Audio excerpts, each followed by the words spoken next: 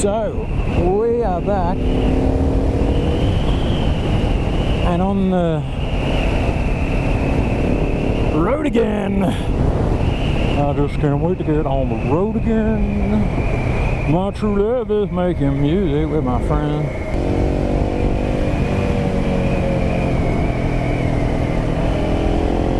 Oh, yes.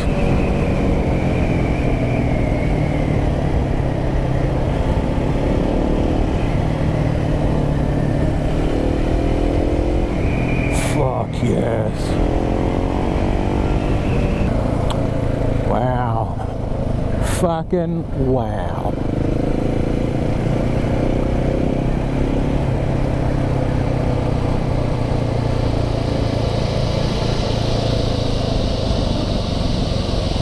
What a beautiful place to reintroduce myself to my ever so loyal and patient subscribblers, scribble scrubblers, scrubble bubblers. Wow, this is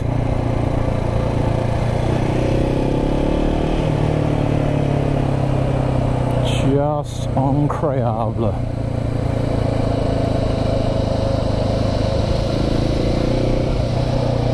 That gorge down there filled with delicious. I'm actually very thirsty and I haven't eaten yet today. Scrobble bobblers. And that's why I don't make any fucking sense. Alright, well, done enough riding to and not talking. Let me, after checking that I'm recording, talk to you about what's been going on, where I've been, and finally getting back into motovlogging. I'm sorry for being away for so long, my scrobblers. So, what's been happening? I got back to Australia early to mid, mid-ish last year. And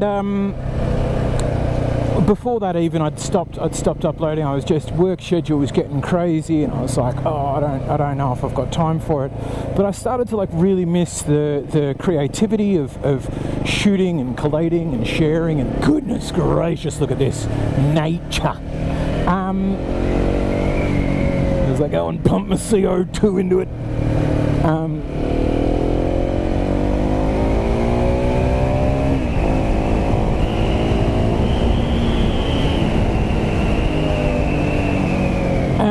Yeah, it just got really difficult to keep up a schedule of uploading, which I wasn't very good at originally.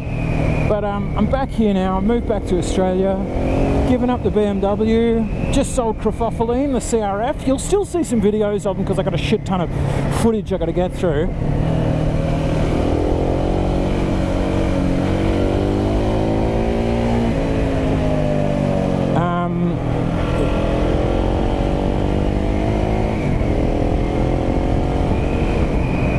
Shit ton of footage to get through, so I'm going to get back into it. I'm going to do it a bit. I think I was putting a bit too much effort to try and perfect things, and then I would get, I think some of the thing was, who's the video that I watched?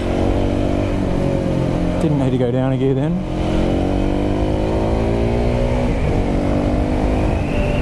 Who was saying about the 80% rule, which is like, just do it till it's 80% good, like till you're 80% happy with it. Because I was doing a lot of edits that I was like really putting a lot of effort into to be like, it's going to be huge, I want like 100,000 hits on this one without even having to pump it out and share it on Reddit and do all that effort that just earns bad juju with the Redditors, who some of whom are lovely about it, but even some who are lovely about it were like, come on mate, you're posting a bit too much in our motorcycles, which I think is absolutely valid. It's a community, it's not an advertising board.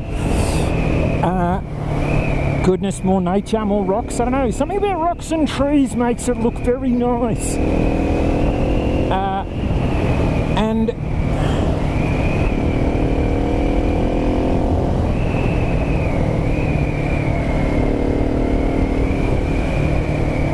yeah, and so and the problem with trying to get it to 100% is there is no 100%. 100% is like the way he describes it, I've got to find the video, is a tiny little pinprick. It is just one thing, whereas 80% is a much bigger circle, and your 80%, your 100% is going to be somewhere different for somebody else. And then the other thing for me is like, when I did get a few to 100%, and I was like, I'm really happy with this one. It would be, what's down there?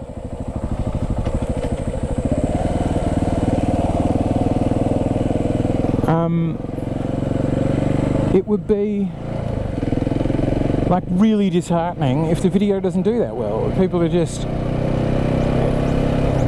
a little bit meh about it, and you're like, oh my god, I would put in way too many hours. So a video that I probably, if I was only willing to hit 80%, like I'd hit 80% after maybe 4 or 5 hours of editing, and then that final 20% sometimes would head you back in the opposite direction. You're like, how did I have it before? There was a beautiful flow, because there's like, you want to get the direction and hit things to the beat with the music, and then somebody will like, no, why do you want the music? I want to hear the tone of the bike. And I'm like, well, yeah. So that's why there is that. Why don't I swing around and just go and ask that fella if I'm allowed to fly a drone in that park, and then I might find another little road off to the side. Prepare to stop. Prepare to stop. No thing, no smoking, nothing. G'day. How's it going? Yeah, good, thanks. Good. I was just wondering, am I allowed to fly a drone in the park? No drones in national parks. So, as you can hear, this is not Trophophylline. She's getting angry at the mere suggestion that she is a CRF 250L. Some of you might have already guessed. Orange, if that hints at anything. You saw the orange, didn't you? You clever scrubblers. So, I'm going to go try and find a nice spot, probably away from the power lines, where I can make a nice video. Jesus, something out of a movie. So maybe a bit of a time to pull over, have a pause, have a think, and get back into it.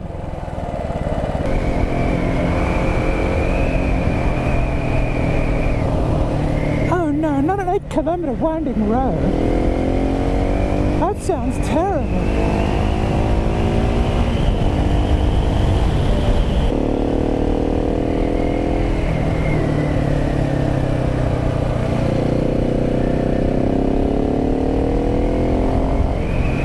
Oh my goodness. Oh, that's a nice spot to stop.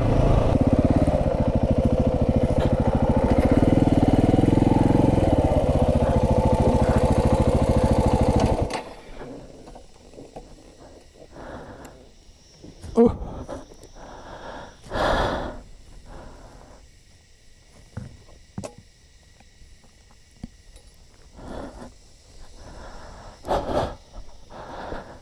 Well, here we are. This is picturesque, isn't it? Look at that interesting formation. What on earth burrows a hole like that through sandstone, I wonder? Anyway, here's the new beast, the KTM 690 Enduro R. Picked her up second-hand from Pro Cycles in Hornsby. And hello, good sir. Let's see how many people there are on this road to see if I can get a picture squeeze shot of where I am. But yeah, she is beastly. She's got 60/40 tyres on, and I'm going to be taking her off-road in a bit. There's a bit of tread left in them, but I am somewhat worried that it's going to be a bit slippy in the mud once she gets off-road, also a bit heavy, and also ridiculously powerful when compared to the CRF. I mean, she's obviously got almost half as much horsepower as Eva, but Eva had all of that wicked traction control stuff, so you could just roll on the throttle like a dickhead, and you're all good. Whereas this one might not be quite so easy. But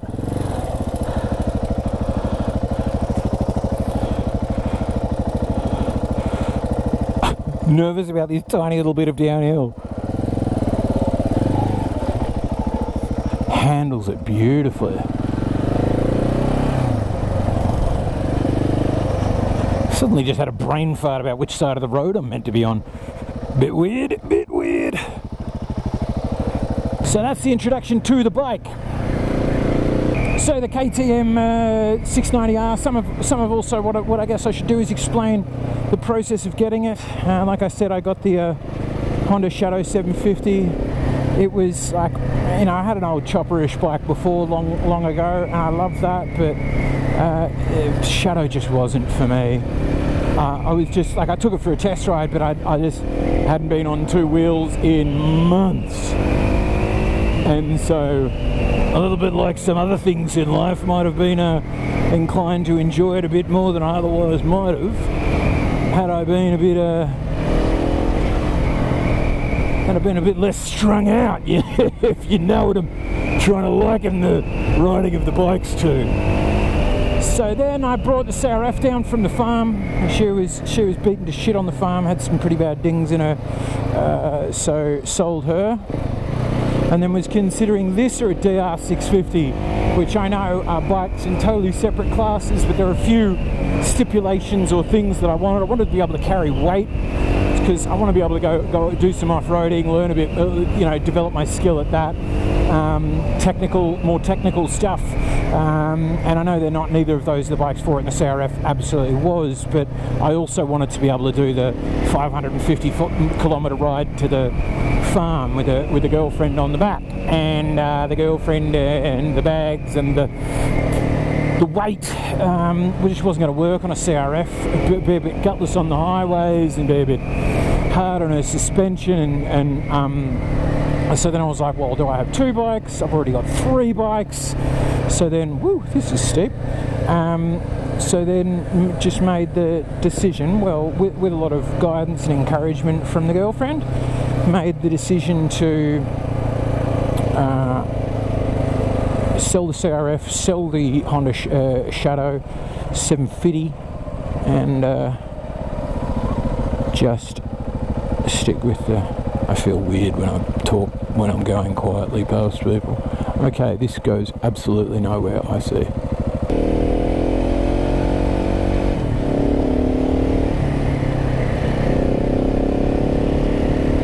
My ass is absolutely out at the back. Hanging out.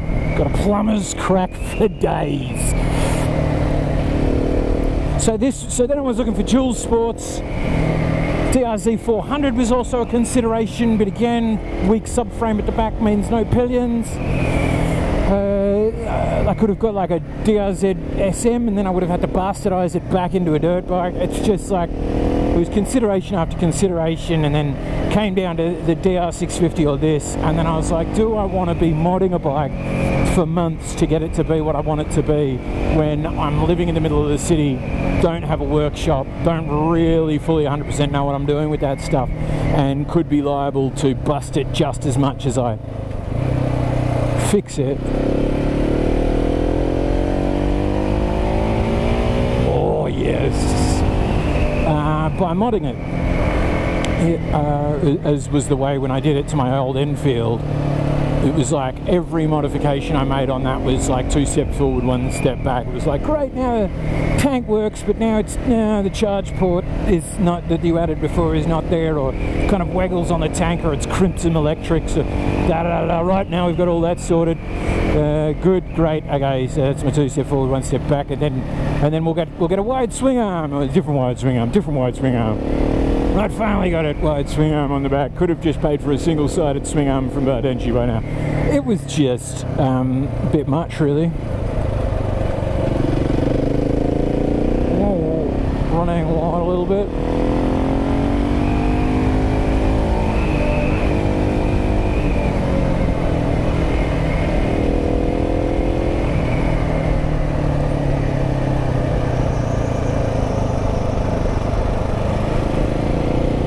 No drones in national parks. What kind of dickhead does that?